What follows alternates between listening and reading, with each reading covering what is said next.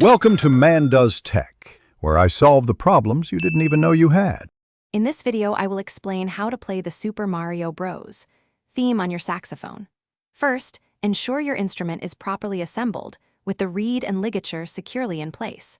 Take a few minutes to warm up with some long, steady tones to get your embouchure ready. Find a comfortable playing posture, either sitting upright or standing tall, to support your breath.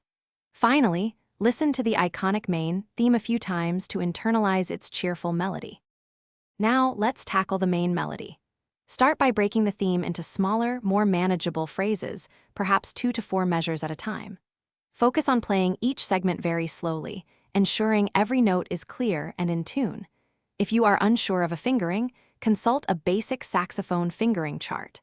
Concentrate on the opening 4 measures. Consistent repetition builds muscle memory and accuracy for this recognizable tune. Once you have the notes down, it's time to add rhythm and expression. The Super Mario Bros. Theme is known for its bouncy feel, so pay close attention to the timing. Use staccato articulation for those short, detached notes and legato for smoother phrases. Experiment with dynamics, playing some parts a bit louder and others softer, to add interest. Strive for a bright, energetic tone that truly captures the adventurous spirit of the game. Consistent practice is key to mastering any piece. Aim for regular, focused sessions, even if they are just 15 to 20 minutes each day.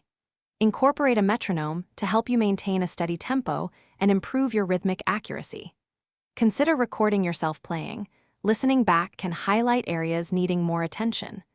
Remember, the goal is to have fun and enjoy bringing this beloved video game classic to life on your saxophone. Thanks for watching.